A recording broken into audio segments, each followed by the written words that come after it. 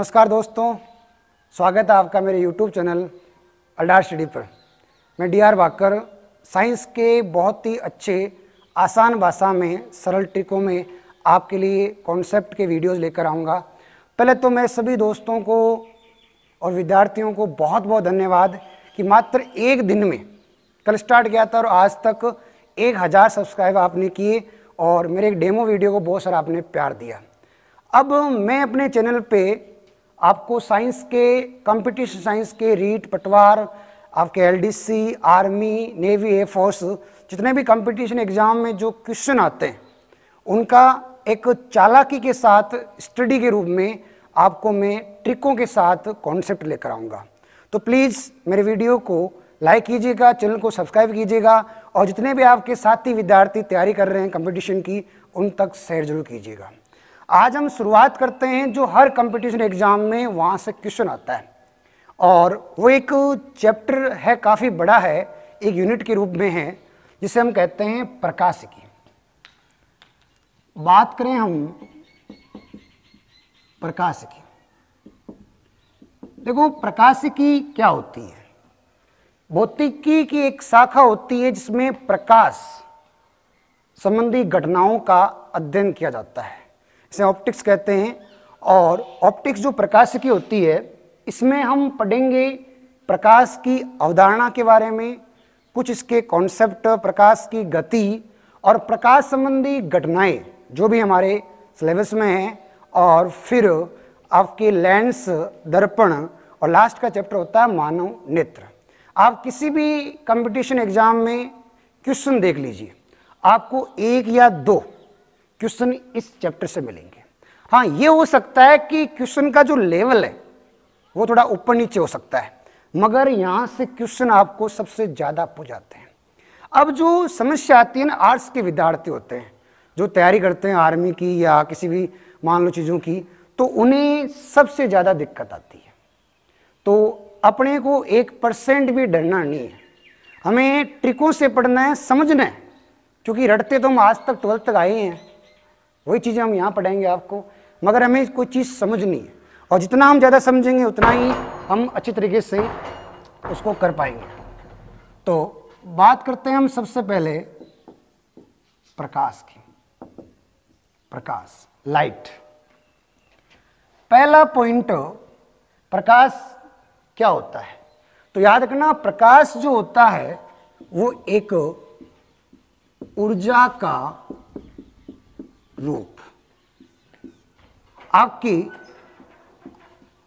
Army 2017 GD परीक्षा में question आया था कि प्रकाश किसका रूप है। देखो, आर्मी का जो जीडी होता है, ग्राउंड ड्यूटी वाला जो एग्जाम होता है, वो सबसे लो होता है और सीधा सीधा क्वेश्चन आया था कि प्रकाश किसका रूप है। तो प्रकाश एक ऊर्जा का रूप है। अब देखो, प्रकाश होता क्या है? प्रकाश एक ऐसी ऊर्जा है जिससे हमें वस्तुओं का ज्ञान होता है। जैसे हम कमरे में जाते हैं और कमरे में लाइट नहीं है या रात को हमें कुछ भी नहीं दिखाई देता है, इसका मतलब वहाँ प्रकाश मौजूद नहीं है, अर्थात वहाँ प्रकाशीय ऊर्जा मौजूद नहीं है। और जैसे हम कमरे में जाकर स्विच को ऑन करते हैं, हमें वस्तुओं का आभास होने लगता है, अर्थात वहाँ पे प्रकाशीय ऊर्जा हमें प्राप्त हो रही है। अब प्रकाशीय ऊर्जा प्राप्त कहाँ से हो रही है? तो आपने देखा कि हमें कोई बल्ब, ट्यूबलाइट या कोई एलईडी वगैरह जला के रखी है, तो वही चीज़ आपकी ऊर्जा है। अब देखो, प्रकाश की प्राप्ति कहाँ से होती है? कुछ गाइडों में कुछ विद्यार्थी ये कहते हैं कि प्रकाश की उत्पत्ति कहाँ से होती है। तो पहले मैं बता दूं, मैं वो गलत कहते हैं। प्रकाश कभी उत्पन्न नहीं होता है। प्रकाश कैसे उत्पन्न होगा? क्योंकि प्रकाश एक ऊर्जा है और आइंस्टीन ने एक ऊर्जा संरक्षण का सिद्धांत दिया था, अगर आपको पता है तो। उसने कहा था कि ऊर्जा न उत्पन्न होती है ना नष्ट होती है, बस एक रूप से दूसरे रूप में कन्वर्ट होती है। अर्थात पूरे यूनिवर्स की जो ब्रह्मांड है उसकी ऊर्जा कांस्टेंट है। ऊर्जा ना उत्पन्न होती है, नष्ट होती है, बस एक रूप से दूसरे रूप में कन्वर्ट होती है। तो हमें जो प्रकाशीय ऊर्जा है वो प्राप्त कहाँ से होती है, कैसे होती है? तो याद रखना, हमें प्रकाशीय ऊर्जा की जो प्राप्ति होती है ना, वह आप कहते हैं दीप्त पिंडों से। दीप्त पिंडों से में प्रकाशीय ऊर्जा की उत्पन्न होती है। अब दीप्त पिंड होते क्या है? तो दीप्त पिंड वे पिंड होते हैं जिनमें स्वयं का प्रकाश होते हैं। देखो, प्रकृति में पिंडों को 3 प्रकार से बांटा गया है, जो अपनी प्रकृति है ना। अब बात करेगा आपके सर दीप्त पिंड क्या है, तो हम बात करते हैं यहाँ पे। तो प्रकृति में वैसे पिंडों को 2 ही प्रकार से बांटा गया है आपकी। एक बांटा गया है अदीप्त पिंड और दूसरा बांटा गया है दीप्त पिंड, लुमिनस और नॉन लुमिनस। अदीप्त पिंड किन्हें कहते हैं? ऐसे पिंड जिनमें कोई प्रकाश नहीं होता है या कोई प्रकाश का उत्सर्जन नहीं करते हैं। ऐसे पिंड जो कोई भी प्रकाश का उत्सर्जन नहीं करते हैं उसे हम अदीप्त पिंड कहते हैं। ना वो चमकते हैं ना वो प्रकाश निकालते हैं, उन्हें हम अदीप्त पिंड कहते हैं। दूसरा आता है दीप्त पिंड। तो ऐसे पिंड जो स्वयं के प्रकाश से चमकते हैं। तो ऐसे पिंड जो स्वयं के प्रकाश से चमकते हैं उसे हम कहते हैं लुमिनस या दीप्त पिंड। अदीप्त पिंड में देख लो, कुछ भी, जैसे मैं कपड़े पहन रखा हूं, आपको कोई प्रकाश नहीं प्राप्त हो रहा है। मेरे हाथ में ये जो भी है मार्कर है, उससे आपको कोई प्रकाश नहीं प्राप्त हो रहा है। तो आप कह सकते हैं लकड़ी, कागज, आपके कपड़े, बहुत सारी चीजें आपके अदीप्त पिंड में आती हैं। अब दीप्त पिंड में हम बात करें तो ध्यान रखना आपके कि ऐसे पिंड जो स्वयं का प्रकाश निकालते हैं, जैसे फॉर एग्जाम्पल सूर्य, आपके जलता दीपक, मोमबत्ती, जलता बल्ब, etc। देखो, नॉर्मली क्वेश्चन आ जाता है कि जैव दीप्त, एक क्वेश्चन आ रखा था आरएल आपके रेलवे के अंदर कि जैव दीप्त का उदाहरण है। तो एक ऐसा जैविक घटक है, सजीव है, जो प्रकाश निकालता है। तो आपने देखा होगा गानों में कई गाने आते हैं, जैसे कई मूवी में देखते हो आप, बहुत सारे सीन आते हैं। जैसे एक मूवी आपके इक्विलेन, तो उसका गाना बहुत फेवरेट गाना है, काफ़ी क्रेज में आया था, तेरी गलियां गलियां गलियां। और गलियों में आपको पता है बहुत लोग खराब भी होते हैं। तो उनका एक गाना था तेरी गलियां, उसके एक सीन आता है, आप देख रहे हैं समुद्र किनारे बहुत सारे आपको चमकते हुए दिखाई देते हैं, जैसे हम कहते हैं जुगनू। सुना होगा आपने कि जुगनू से प्रकाश प्राप्त जो होता है वह आप कह सकते हैं जैव दीप्त।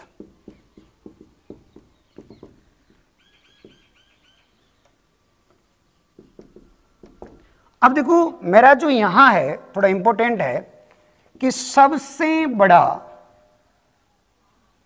कि पृथ्वी पर सबसे बड़ा ऊर्जा का स्रोत क्या है? और वो स्रोत है सूर्य। याद रखना, ऊर्जा का सबसे बड़ा गैर परंपरागत स्रोत जो पृथ्वी के लिए है वह आपके सूर्य है। ये सूर्य ही है जिसकी वजह से पृथ्वी पर जीवन चल रहा है।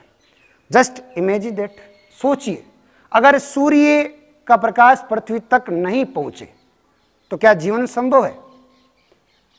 सोचो, इस विचार करो कि अगर सूर्य का प्रकाश किसी कारणवश पृथ्वी पर नहीं पहुंचता है तो क्या जीवन संभव है? नहीं। क्यों? क्योंकि आपको पता है इस पृथ्वी के अंदर जो जीवन चक्र है, हम चलते हैं तो हम देखते हैं इको साइकिल होता है, पारिस्थितिक तंत्र होता है। अब उसको देखा होगा आपने कि उसकी स्टार्टिंग होती है सूर्य से।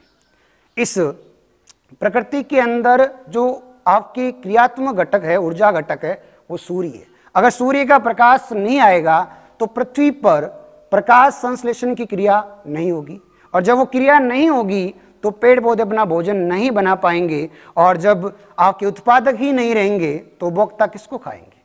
इस प्रकार से जीवन का आधार हम कह सकते हैं सूर्य का प्रकाश है। अब जो सूर्य का प्रकाश है इसकी हम बात करें तो सूर्य का प्रकाश क्या होता है, कैसे होता है, किस प्रकार से प्राप्त होता है? विद्यार्थी इसको उतार सकते हैं, कॉपी लेकर बैठे हैं तो, या वीडियो स्टॉप करके स्क्रीनशॉट ले सकते हैं और फिर आराम से उतार सकते हैं। तब तो मैं इसको साफ कर देता हूँ। वीडियो को अंत तक देखिएगा, आगे बहुत अच्छी चीज़ें हमें और भी समझने को मिलेगी। अब देखिए, हम बात करें सूर्य, अपने चैप्टर के अकॉर्डिंग करते हैं तो ऊर्जा का सबसे बड़ा स्रोत कह सकते हैं, जो गैर परंपरागत होता है।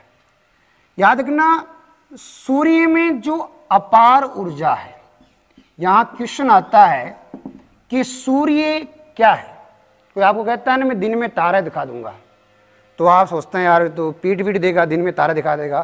तो भाई आपको ऐसे नहीं सोचना है, वो दिन में आपको क्या तारा दिखाएगा आप खुद ही देख सकते हैं, क्योंकि सूर्य एक तारा ही तो है। जो पृथ्वी के सबसे निकटतम तारा है ना, वो आपके सूर्य है। अब सूर्य एक तारा है और तारों के अंदर जो अपार ऊर्जा होती है वो किसके कारण होती है? तो याद रखना, तारों में एक अपार ऊर्जा होती है और वो एक अभिक्रिया होती है। इस अभिक्रिया को हम कहते हैं नाभिकीय संलयन अभिक्रिया। नाभिकीय ऊर्जा दो प्रकार की होती है, एक नाभिकीय विखंडन, एक नाभिकीय संलयन। नाभिकीय संलयन में क्या होते हैं, हल्के नाभिक जुड़ करके एक बड़े नाभिक का निर्माण करते हैं, जिससे आपकी ऊर्जा मुक्त होती है और उसी ऊर्जा को हम कहते हैं नाभिकीय संलयन ऊर्जा। अब देखो, नाभिकीय संलयन में मैंने कहा कि नाभिकों का संलयन एडिशन होता है। अब नाभिक जुड़ते कौन से? तो याद रखना, आपको सूर्य जो है ना, सूर्य की हम संघटक की बात करें तो उसमें सबसे ज्यादा है हाइड्रोजन और फिर आता है हीलियम। हाइड्रोजन जो होता है ना, उसका संलयन होता है और हाइड्रोजन और ट्रन जुड़कर आपके हीलियम का निर्माण करते हैं, जिससे ऊर्जा प्राप्त होती है। याद रखना, सूर्य से जो ऊर्जा प्राप्त होती है ये कभी नष्ट नहीं होने वाली है। धरती पर वैसे बहुत सारे ऊर्जा के स्रोत है, कोयला, पेट्रोल, डीजल, ये सारे स्रोत है, मगर ये सीमित मात्रा में। जिस दिन दुनिया में खत्म हो जाएंगे, आज तो है तो हम मजे ले रहे हैं, सोचो जिस दिन खत्म हो जाएंगे तब हमारे पास ऊर्जा का एक ऑप्शन रहेगा और वो रहेगा सौर ऊर्जा, सोलर एनर्जी। और उसी सौर ऊर्जा जो भविष्य के अंदर हमारे जीवन का आधार बनेगी, इसलिए सौर ऊर्जा को हम कहते हैं भविष्य की ऊर्जा। यहाँ कंपटीशन का बहुत अच्छा क्वेश्चन तैयार होता है आपकी कि जो सूर्य में भविष्य की ऊर्जा है वो किसके कारण होती है? हाइड्रोजन के कारण। और हाइड्रोजन को हम कहते हैं भविष्य का ईंधन। याद रखना, भविष्य का ईंधन किसे कहा जाता है? हाइड्रोजन को। हाइड्रोजन सबसे हल्का तत्व होता है, अगर आपको पता है तो हाइड्रोजन सबसे हल्का तत्व होता है प्रकृति का और इसे भविष्य का ईंधन कहा जाता है। हालांकि देखो, यहाँ कंफ्यूजन करने वाले 3 पॉइंट समझना आप। एक आता है भविष्य का भोजन, कंपटीशन में पूछ लेते हैं, तो भविष्य का भोजन कहते हैं नील हरित शैवालों को। और एक आता है भविष्य की धातु, और भविष्य की धातु कहा जाता है आपके टाइटेनियम को। और एक आता है भविष्य का ईंधन, जिसे हाइड्रोजन कहते हैं। 3 क्वेश्चन आपके तैयार होते हैं कंपटीशन के। देखो, एक आता है भविष्य का ईंधन हाइड्रोजन, भविष्य का भोजन नील हरित शैवाल और आपके भविष्य की धातु टाइटेनियम। अब देखो, बात आती है सूर्य से आपको इतनी सारी ऊर्जा प्राप्त होती है, तो अब ये ऊर्जा जो होती है नाभिकीय संलयन से होती है, तब एक बहुत ही तीव्र प्रकाश निकलता है। इस कंडीशन में जो कण होते हैं वो आयनित अवस्था में आ जाते हैं और आयनित अवस्था में आकर के एक अवस्था का निर्माण करते हैं और इस अवस्था को कहा जाता है प्लाज्मा। याद रखना, प्लाज्मा जो होती है वो पदार्थ की चौथी अवस्था है। याद रखिएगा, पदार्थ की चौथी अवस्था किसे कहा जाता है? प्लाज्मा को। और यहां बहुत कंपटीशन में क्वेश्चन आता है कि तारों में चमक किसके कारण होती है? तो तारों में चमक किसके कारण होती है? तो याद रखना, तारों में चमक होती है आपकी प्लाज्मा के कारण। और सूर्य क्या एक तारा है, तो सूर्य में भी चमक का कारण क्या है? आपके प्लाज्मा। अब आती है कि सर सूर्य से जो प्राप्त होती है ऊर्जा, क्या सुना रखा है? सूर्य से प्राप्त ऊर्जा। तो सूर्य से हमें कितनी ऊर्जा प्राप्त होती है? तो याद रखना, सूर्य से जो हमें ऊर्जा प्राप्त होती है वो 4 × 10⁻26 जूल पर सेकेंड। याद रखना, ऊर्जा का मात्रक होता है जूल और इसे प्रति सेकंड में मापा गया है, तो 4 × 10⁻26 जूल पर सेकंड आपको 1 सेकंड में इतनी ऊर्जा सूर्य प्रदान करता है। और ये ऊर्जा उसमें रूप में धरती पर एक उष्मा के संचरण की विधि होती है, इसे कहते हैं विकिरण विधि, रेडिएशन जो मेथड होता है, उसके द्वारा धरती पर पहुंचती है। मगर दुख की बात क्या है? दुख की बात यह है कि इतनी जो ऊर्जा होती है ना, इसका मात्र 1% पादप ग्रहण करते हैं। आपके डायरेक्टली इसको जो एब्जॉर्व करते हैं वो सिर्फ प्लांट्स, पेड़ पौधे मात्र 1% ऊर्जा ग्रहण करते हैं। और वो सब आपको पता है किस लिए करते हैं? ताकि आपकी प्रकाश संश्लेषण अभिक्रिया के लिए। तो याद रखना, सूर्य से प्राप्त ऊर्जा 4 × 10 जूल पर सेकेंड और इसका मात्र 1% सिर्फ पेड़ पौधे ग्रहण करते हैं। तो सूर्य से इतनी प्राप्त होती है। याद रखना, जिंदगी के अंदर अगर हमें सूर्य की तरह इतनी ऊर्जा के साथ चमकना है तो हमें सूर्य की तरह जलना पड़ेगा, क्योंकि जितने हम जलेंगे, जितना हम तपेंगे, उतना ही याद रखना चमकेंगे। तो आशा करता हूं मैं आपको मेरा वीडियो अच्छा लगा होगा। अभी मैंने कुछ बेसिक बात बताई आपको, आगे इसके बारे में और पढ़ेंगे। तो याद रखना, ऊर्जा एक का रूप होता है प्रकाश, और प्रकाश जो हमारे प्राप्त होता है पृथ्वी पर वो हमें द्विजपिंडों से, और सबसे बड़ा द्विजपिंड होता है आपके कौन? सूर्य। और सूर्य में जो प्रकाश होता है वो नाभिकीय संलयन अभिक्रिया के कारण होता है। और पदार्थ की चौथी अवस्था कौन सी होती है? प्लाज्मा। और प्लाज्मा के कारण ही तारों में प्रकाश होता है। तो वीडियो को देखने के लिए धन्यवाद। चैनल को सब्सक्राइब करें और अगला वीडियो मैं आपके सामने जल्द लेकर आऊँगा।